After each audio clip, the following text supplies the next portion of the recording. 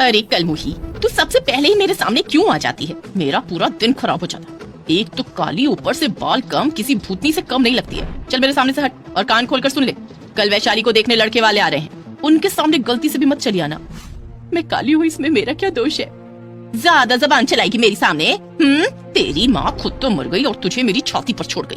तेरा काला रंग देखकर ही वो चल बसी होगी। मीनू रंजू को एक तमाचा मारती है। रंजू रोती रोती घर से बाहर चली जाती है। रास्ते में उसे वैशाली अपनी कुछ सहेलियों के साथ मिलती है। वैशाली और उसकी सहेलियां रंजू को देखकर मुंह बनाने लगती हैं। अरे यार, इसके बाल तो देख कैसे हैं, इतने छोटे छोटे हैं। एक तो काली, ऊपर से आधी गंजी। इसकी शादी होनी तो मुश्किल ही लग रही है। उसके बालों में जुएं भी हैं। तू तो इससे दूर ही रहना वैशाली, वरना तेरे भी सर पर जुएं हो जाएंगी। मैं पागल हूँ क्या जो इसके साथ रहूंगी? काली गंजी बैंगन, इसके साथ कौन ही रहेगा? बेशरम कहीं की। इतना सुनने के बाद तो कोई भी चला जाए, लेकिन ये कलमुही कहीं की अभी तक यहीं मरी है। इतनी बेइज्जती सहने के बाद रंजू और टूट जाती है। पूरे दिन वो इधर से उधर रोती हुई भटकती रहती है।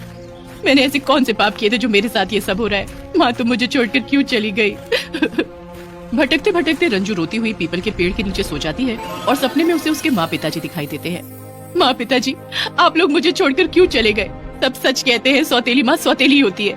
वैशाली और मेरी सौतेली माँ मुझे जीने नहीं देती है। दिन भर मुझे ताने देती है, खाने को भी नहीं देती है। इससे अच्छा है कि मैं मर जाऊं।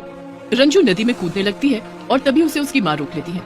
बेटी, ये जिंदगी बड़ी अनमोल है। इसे इस तरह खत्म करने से अच्छा है कि ऐसा कुछ करो जिससे तेरे कारण दूसरों का भला हो। माँ, मुझ जैसी काली आधी गंजी लड़की की ओर कोई देखता तक नहीं है। मैं खुद की मदद नहीं कर सकती हूँ तो दूसरों की मदद कहाँ से करूँगी? तू सब कुछ कर सकती है मेरी बच्ची। इतने में एक साधु रंजू को नींद से जगाता है। उठ जा बेटी, मुझे बता क्यों परेशान है तू? रंजू झटके से उठती है। अपने सामने साधु को देखकर रंजू अचंभित हो जाती है और मन ही मन सोचती है कि इस सुनसान जगह पर ये साधु कहाँ से आ गए। बोल मेरी बच्ची, तुझे क्या दुख है?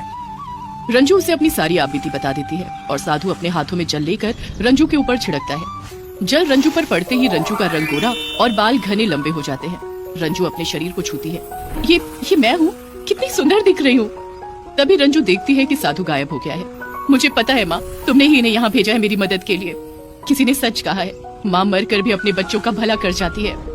रंजू गोरा रंग और लंबे बाल पाकर बहुत खुश हो जाती है और चलते चलते अपने बालों पर हाथ घुमाते घुमाते कहती है, काश मुझे खाने के लिए अभी कुछ मिल जाए। रंजू के इतना कहते ही उसके सामने बहुत सारा खाना आ जाता है। रंजू फटाफट खाना खाती है।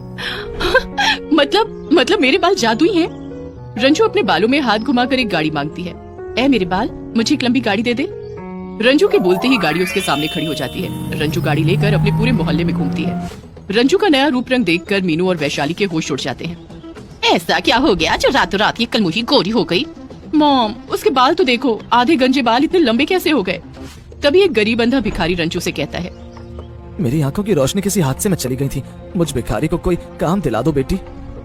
भिखारी के कमाने के जुनून को देखकर रंजू अपने लंबे बालों में हाथ घुमाकर कहती है, ऐ मेरे जादुई बाल, तू इस बूढ़े को आंखें दे दे। जैसे ही रंजू ये कहती है, रंजू के बालों से एक धुआं निकलता है और भिखारी में समा जाता है और भिखारी की आंखों की रोशनी आ जाती है। बिटिया, तुमने मुझे आंखों की रोशनी दी। भगवान तुम्हारा जीवन रोशन कर दे। ये सब मीनू और वैशाली देख लेती हैं और धीरे धीरे पूरे गांव में रंजू के जादुई काले बालों की बात फैल जाती है। मीनू और वैशाली ये देखकर रंजू के पास पहुंच जाती हैं। ओह मेरी प्यारी बहन, कितनी सुंदर दिख रही हो। मेरे दोस्त एकदम बेवकूफ हैं जो तेरी बुराइयां करते हैं। बेटी, मुझसे बहुत बड़ी भूल हो गई। मेरी बेटी, मेरी राजकुमारी, मेरी गुड़िया, मैंने तो तुझे काला पत्थर समझा था, लेकिन तू तो खरा सोना निकली। चल मेरी बच्ची, अपने घर चल। यहाँ तू कहाँ रहेगी? चल मेरी बहन, अपने घर चल। रंजू उन दोनों के साथ उनके घर चली जाती है। वैशाली और मीनू सोचती हैं कि अब रंजू का फायदा उठाकर वे अमीर बन जाएंगे। ओह कितनी गर्मी है। रंजू बेटी, भला इस गर्मी में तू कैसे सोएगी? अपने जादुई बालों से एसी लगवा दे। रंजू अपने बालों में हाथ घुमाकर कहती है, ऐ मेरे जादुई बाल, इस घर के हर कमरे में एसी लग जाए। रंजू के बालों से धुआं निकलता है और घर के हर कमरे में एसी लग जाता है। अब दिन भर गांव के लोग रंजू के पास अपनी परेशानी लेकर आते हैं और रंजू उनकी परेशानी का हल करती है। इस तरह रंजू गाँव वालों के लिए भगवान बन जाती है। रंजू के नाम के कारण वैशाली उससे और भी नफरत करने लगती है। ये सब